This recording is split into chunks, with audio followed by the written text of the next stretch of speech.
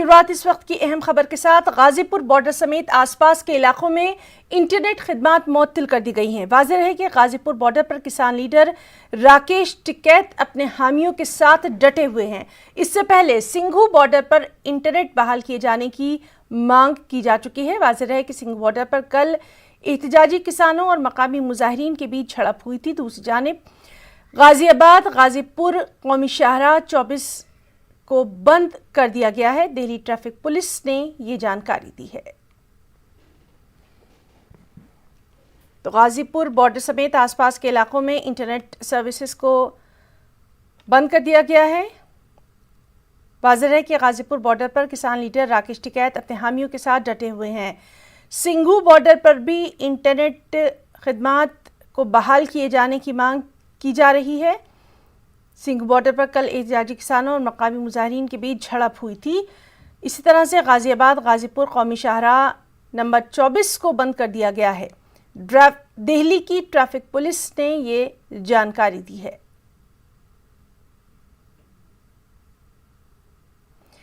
और सीधे हम रुख करेंगे हमारी नुमाइंदा प्रीति श्रीवास्तव का। प्रीति, इस वक्त आप कहां पर मौजूद हैं और वहां पर अभी क्या कुछ हालात, क्योंकि खबरें आ रही हैं कि इंटरनेट सर्विसेज को भी बंद कर दिया गया है, खासी सिक्योरिटी बढ़ती जा रही है।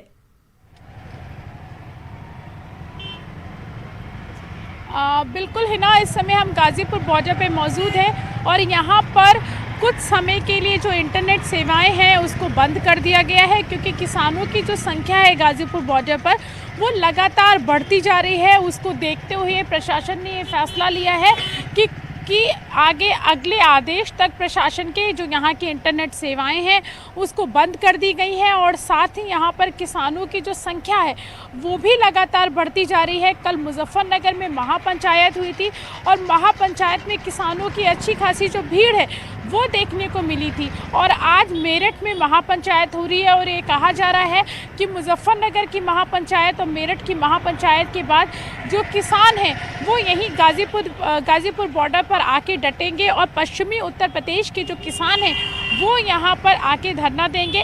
साफ कर दिया है किसानों ने कि जब तक बिल वापसी नहीं होगी अब तब तक घर वापसी नहीं होगी। और साथ ही आज किसान यहाँ गाजीपुर बॉर्डर पर सद्भावना दिवस मना रहे हैं, जिसमें सुबह 10 बजे से लेकर शाम को 5 बजे तक उन्होंने अनशन रखा है। वो पूरे दिन भूखे रहेंगे।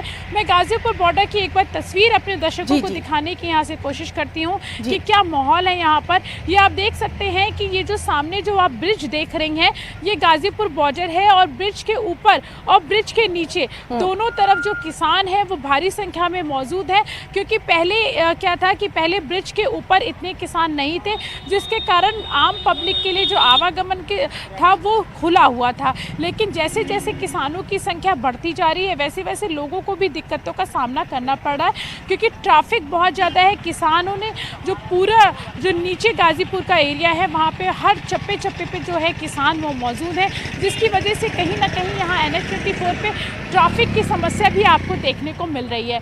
और साथ ही यहाँ पर जो किसानों की जो संख्या है वो लगातार बढ़ती जा रही है। प्रीति, जिस तरह से आप बता रही हैं कि ट्रैफिक के लिए वहाँ कुछ दिक्कतें पेश आ रही हैं, कौन कौन से ऐसे रास्ते हैं जहाँ पर ये किसान जो हैं अब आंदोलन कर रहे हैं और क्या इससे आम लोगों को भी वहाँ पर परेशानियां देखने में आ रही हैं?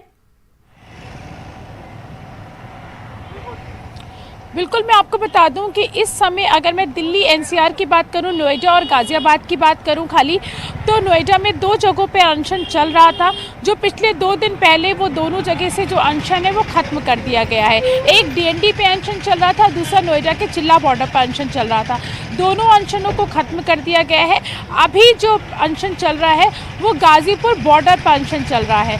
वो गाज़ीपुर बॉर्डर जो मैंने आपको दिखाया, जो NH-24 का जो रास्ता है दिल्ली और नोएडा को, गौतम बुद्ध नगर को जोड़ने वाला जो NH-24 है, पूरा हाईवे है, वहाँ पर ब्रिज के नीचे बैठे थे कुछ किसान बैठे हुए थे राकेश टिकैत ग्रुप के, और वहाँ पे भारी संख्या में अब जो अनशन है वो चल रहा है, जिससे NH-24 वाला जो रास्ता है वो ट्रैफिक की वजह से बाधित हो रहा है, क्योंकि यहाँ पर किसान बीच सड़क पर बैठे हुए हैं।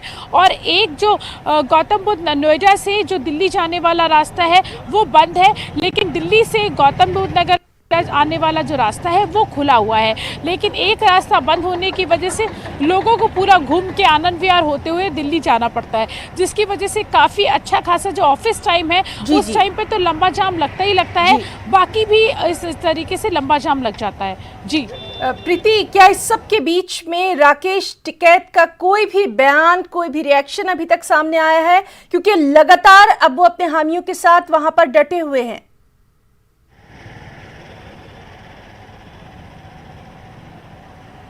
फोन कट गया।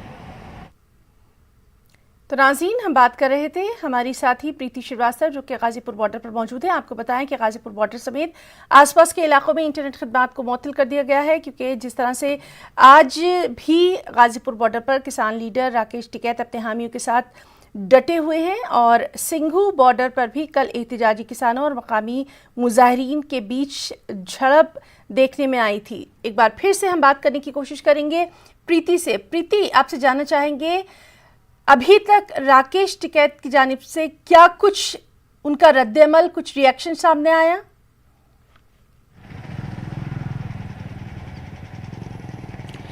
बिल्कुल, जिस तरीके से राकेश टिकैत ने परसों जब आह्वान किया वो भावुक हो गए, उसके बाद जो गाजीपुर बॉर्डर की जो तस्वीर थी वो एकदम बदल गई। दूसरे दिन उनका जो मंच था उसमें कई सारी पार्टियों के जो नेता थे उन्होंने शिरकत की। तो हम कह सकते हैं ये जो किसानों का जो मंच था, ये पूरा जो मंच है वो पॉलिटिकल हो गया उस दिन के बाद से।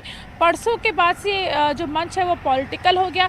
कल भी यहाँ पर जो सबसे पहले जो नेता पहुँचे, सुबह सुबह जयंत चौधरी यहाँ पर पहुँचे, उन्होंने राकेश टिकैत से मुलाकात की।